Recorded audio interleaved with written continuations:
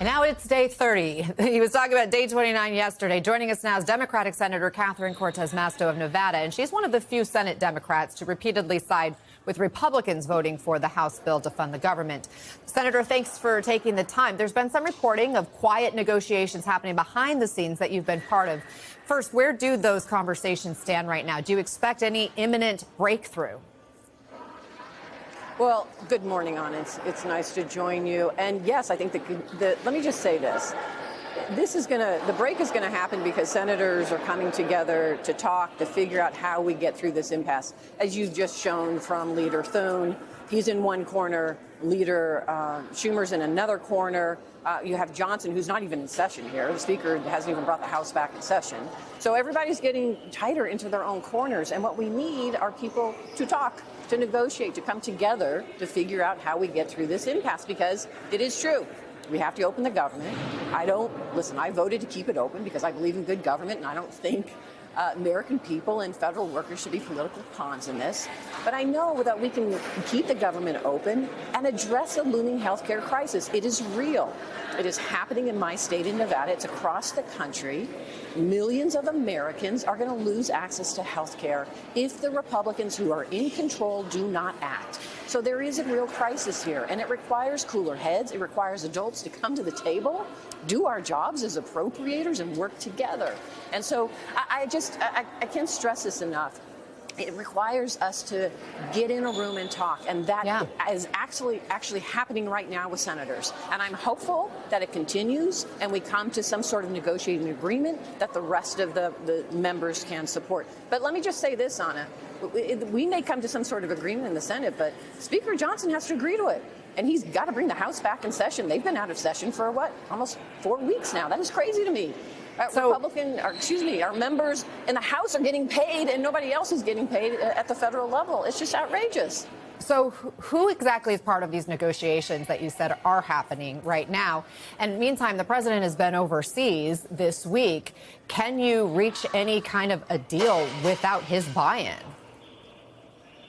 Well, I hope so, but I think you're absolutely right. What I have seen the Republican leadership in Congress so far, they do not act unless Donald Trump says what he wants them to do. That's outrageous to me because, we're the first branch of government, and we have our checks and balance on the executive branch. We have our own authority and our control, and we carry and control the purse strings. We are the appropriators. This is our job to do. So I'm hopeful by senators on both sides of the aisle coming together to work through some negotiation and impasse through this and figure out how we get through it, that this will open the door for more of that conversation and break this impasse.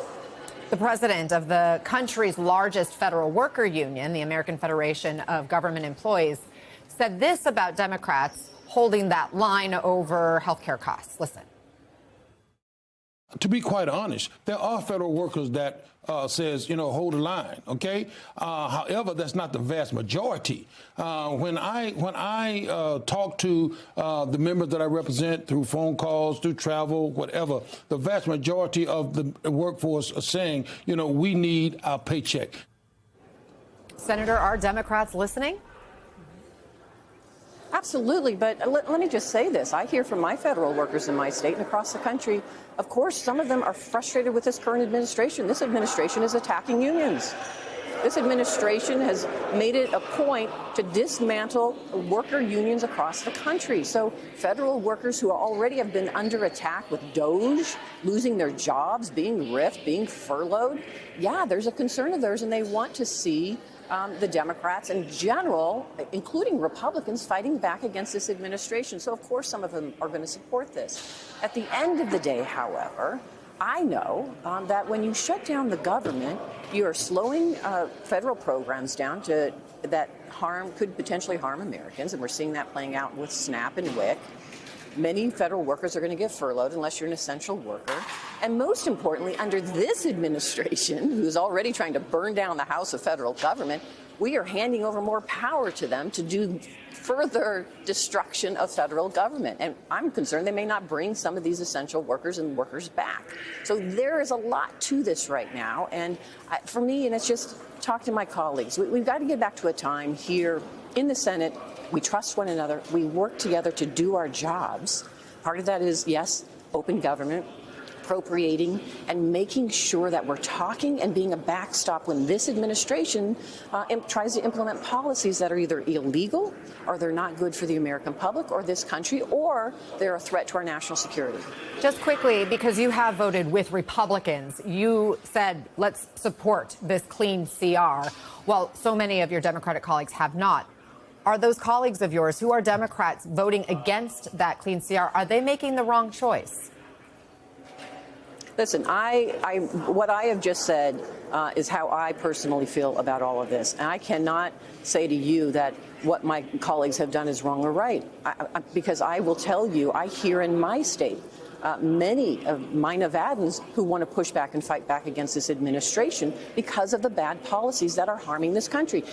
Let me just talk. I've been talking about tariffs. The blanket tariffs that this administration has imposed is causing high prices for Americans. High prices. When this president said on day one he was going to lower costs, he's not doing that. So I am hearing from Nevadans, and I'm sure my colleagues are hearing from their constituents, that this president is not helping them. And so they want to push back and fight back, and that's okay to do. I think we have to fight the policies, the bad policies of this administration that's harming this country. I'm so glad you brought up tariffs, because that's what I was going to ask you about next. You have this No Coffee Tax Act. It's a bipartisan bill that you've introduced with Senator Rand Paul to roll back the president's tariffs on coffee imports in particular. You said that there's a smart way to use tariffs, but taxing coffee isn't it. Hear, hear. I love coffee as much as anyone here, but why focus on coffee specifically and not push for the broader tariff relief? Well, we have been. So I've been pushing for the broader tariff relief because I don't think blanket tariffs are the answer. And we see it. When you have blanket tariffs, they're taxes on Americans, and we're seeing a continuation of the high costs and high prices at the grocery store, clothing, housing, energy. You see it because of these blanket tariffs. We have to be smart about how we do it. So, yes, I have been fighting back. We just passed twice this week in a bipartisan way. We pushed back on this president's tariffs on Brazil, right, on Canada, rightfully so, because they're causing higher prices here. And let me just say, this particular product, this commodity, this coffee that I'm talking about, 99% of the coffee in this country is imported. Yep. We don't manufacture enough coffee or grow enough coffee in this country for Americans. We import it. For that reason, prior to this administration, there was never a tariff or a tax on coffee that we bring in.